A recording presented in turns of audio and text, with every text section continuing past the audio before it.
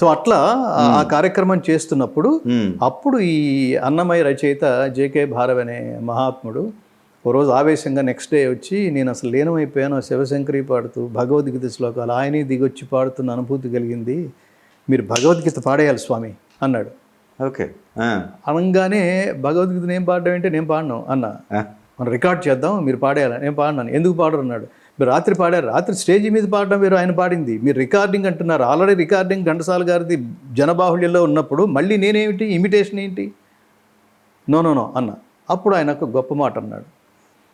ఘంటసాల గారు పాడింది అసంపూర్ణ భగవద్గీత. భగవద్గీతలో 700 శ్లోకాలు ఉన్నాయి, ఘంటసాల గారు 106 శ్లోకాలే పాడారు. దాని ముందు ప్రార్థన, దాని చివరి ఫలశ్రుతి కలిపి 108 శ్లోకాలు ఆయన పాడింది.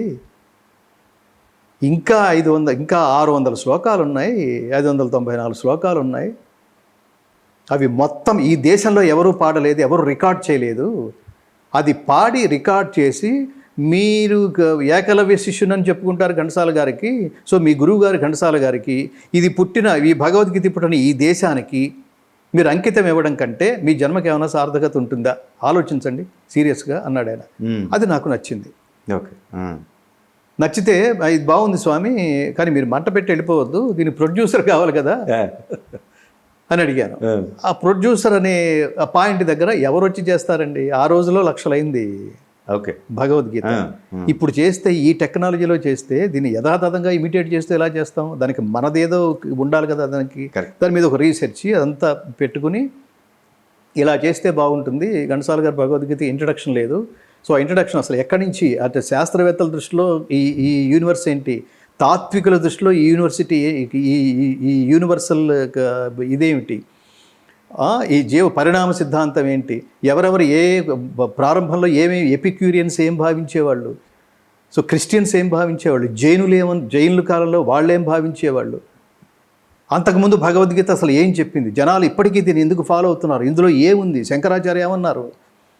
సో ఈ ఇంట్రడక్షన్స్ అన్నీ తీసుకుని జనాలకు ఒక ప్రాథమిక అవగాహన కల్పించేట్టుగా, దానికి ఒక సినిమా చూపించేట్టుగా ఒక పావుగంట ఇంట్రడక్షన్ ఏదో ఉండాలి. మహాభారతంలో భగవద్గీత సందర్భం ఏంటి, కృష్ణుడు అర్జునుడికి ఎందుకు చెప్పాల్సి వచ్చింది, చెబితే అర్జునుడు ఏం చేశాడు, విన్న అర్జునుడిలో భగవద్గీత ఎలా ప్రసరించింది, ఏమేమి మార్పులు తీసుకొచ్చింది, అందుకని ప్రతి ఒక్కరు ఎలా వినాలి.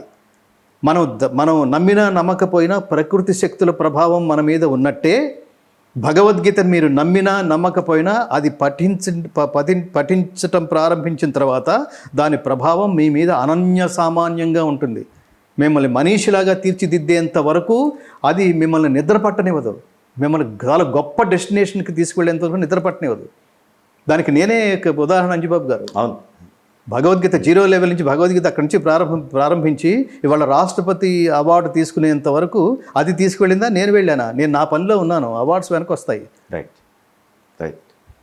అవార్డ్స్ అవి వస్తాయి పోతాయి, అవి గోడలకు ఎక్కి ఫోటోల రూపంలో ఉంటాయి. కానీ భగవద్గీత జనాల్లోకి తీసుకువెళ్తే హిందూయిజం స్థిరపడాలంటే, హిందూయిజం అంటే సనాతన ధర్మం హిందువుల మనస్సుల్లో బలంగా నాటుకోవాలంటే ఒక్క భగవద్గీత చదివితే చాలు. ఓకే. దాని పేరు సర్వశాస్త్రమయి అని పేరు. సర్వదేవమయో హరిహి సర్వశాస్త్రమయి గీత.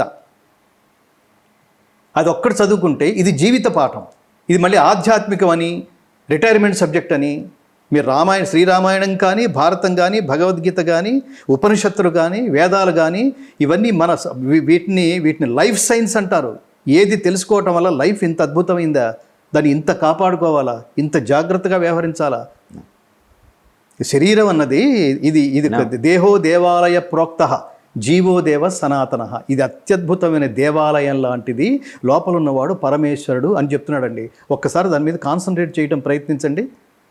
మీరు సిగరెట్ తాగలరా, అప్పుడు మీరు మద్యం సేవించగలరా? కరెక్ట్. మీరు ఏది పడితే అది అసలు కాలేజీల ముందు కూడా అమ్మేస్తున్నారు.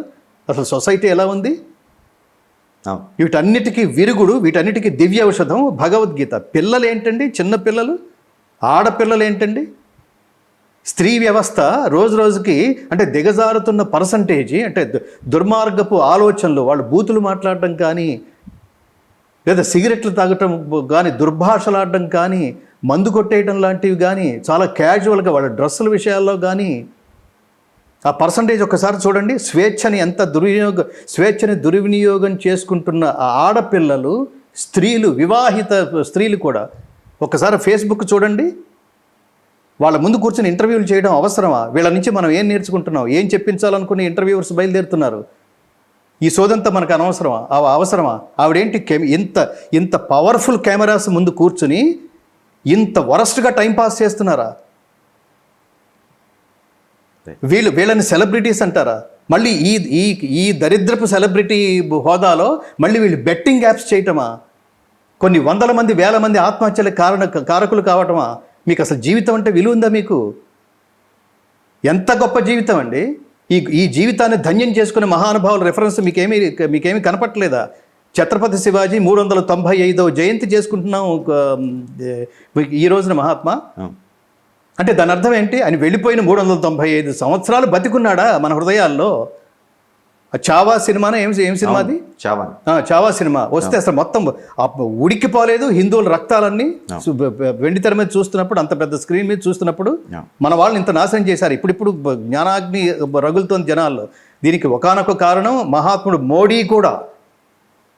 ఈ సనాతన ధర్మాన్ని కాపాడడానికి అతను దైవాంశ సంభూతుడు లాగా, దైవమే ధర్మ సంస్థాపనార్థాయ సంభవామి యుగే యుగే, ఈ ధర్మాన్ని స్థాపించడం కోసం ఒరే నాన్న నీ శక్తి మేరకు ఈ ధర్మాన్ని కాపాడడానికి ఎంతవరకు ప్రయత్నం చేస్తావు? దీన్ని లాలోకి, దీని సిస్టమ్స్లోకి తీసుకువచ్చి నువ్వు చెయ్యి అని ఆదేశించినట్టుగా ఆ మహాత్ముడు లేకపోతే ప్రపంచ యోగా దినోత్సవం ఉందండి ఇవాళ. ఆ మహాత్ముడు లేకపోతే ప్రపంచ ధ్యాన దినోత్సవం ఉందండి ఇవాళ. అతనికి ఎంత స్థిరనిష్ట, స్థిరమైన సంకల్పం, దృఢ నిశ్చయం లేకపోతే, అంటే మానవత్వం లేకపోతే, హిందూయిజం అనేది మానవత్వానికి సంబంధించింది. హిందూయిజం అనేది మానవత్వానికి సంబంధించింది. కేవలం ఒక పర్టికులర్ ఏమంటారు మతానికి సంబంధించింది కాదు. మతం అంటే ఒక వర్గానికి సంబంధించింది. ధర్మం అంటే సార్వజనీనత కలిగింది. హిందూయిజం అనేది ధర్మం, మతం కాదు. అవన్నీ చూస్తే నేను ఇవన్నీ ఎందుకు మాట్లాడుతున్నా అంటే, మీరు తీగలాగితే డొంకంతా కదిలినట్టు, మీరు భగవద్గీత ఒక్కసారి లాగితే జీవితం అనే కర్మ అన్నాడండి భగవద్గీతలో. గొప్ప పదం పని ఎలా చేయాలో అని. ఆ పని అనే పదం అదేం చాలా పెద్ద, మనకి ఏదో వంట బట్టని పదమేం కాదు అది. కర్మ అంటే పని, work. Do your work sincerely. త్రికరణ శుద్ధిగా పనిచేయి, నిస్వార్థంగా పనిచేయి, లోకహితం కోసం పనిచేయి. ఈ పని చేయడం అవసరమా అనుకుంటూ పనిచేయి. అవసరమా డిసైడ్ చేసుకుని పనిచేయి. స్వార్థం మాని పనిచేయి. ఆ పని తాలూకు ఫలితాన్ని దేవుడి అకౌంట్లో వేయి, సమాజం అకౌంట్లో వేయి, నీ పర్సనల్ అకౌంట్లోకి వేసుకోకు.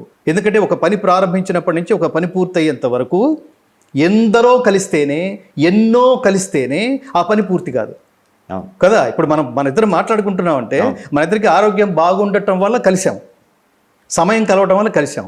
ఇద్దరికి ఏ పాయింట్లో ఒక నెగిటివిటీ ఉన్నా ఇక్కడికి వచ్చి ఉండేవాళ్ళకి కాదు. ఇంత వచ్చిన తర్వాత పవర్ ఉండటం వల్ల కలిసాం.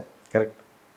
అంటే ఇన్ని ఫ్యాక్టర్స్ ఉండి నీ సక్సెస్కి ఉపయోగపడితే ఆ సక్సెస్ అంతా ఫైనల్గా నీ ఒక్కడే అకౌంట్లో వేసుకుంటావా? సినిమా హీరోలు వేసుకుంటారు చూడండి, ఇదంతా నా సినిమా, నీ సినిమా ఏమిట్రా?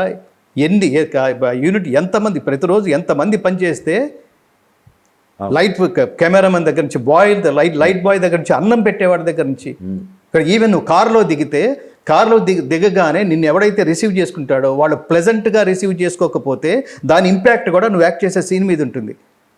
కాబట్టి నువ్వు స్క్రీన్ మీద నువ్వు యాక్ట్ చేస్తున్నప్పుడు, కెమెరా ముందు నువ్వు యాక్ట్ చేస్తున్నప్పుడు దీని ఇంపాక్ట్ కూడా వాడు కూడా కారణం. రైట్. హీరో గారు బాగున్నారా? అన్ని పాదాలకు నమస్కారం చేస్తే అబ్బా మన ఈగో సాటిస్ఫై అయింది, సూపర్, ఈ ఈగోతోనే నేను కాన్ఫిడెంట్తో నేను యాక్ట్ చేస్తా. So all this credit goes to producer, all this credit goes to అసలు ఈ థాట్ నాదే కాదు, అతను చెప్పింది నేను ఏదో కొంతవరకు అర్థం చేసుకుని చేయగలిగాను. ఇది కూడా 100% కాదు. So credit goes to director, credit goes to writer, credit goes to cameraman, credit goes to dance director, credit goes to fighter. ఎందరు కలిస్తేనండి. అవును, కరెక్ట్. నువ్వెక్కడ అసలు నేను అనేది ఏమిటిది?